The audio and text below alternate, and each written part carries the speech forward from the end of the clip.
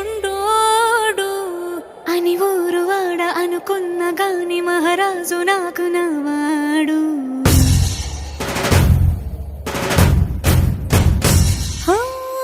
మాట పెడుసైనా మనసులో వెన్న రాయిలా ఉన్నవాడిలోన దేవుడెవరికి తెలుసును నాకన్నా.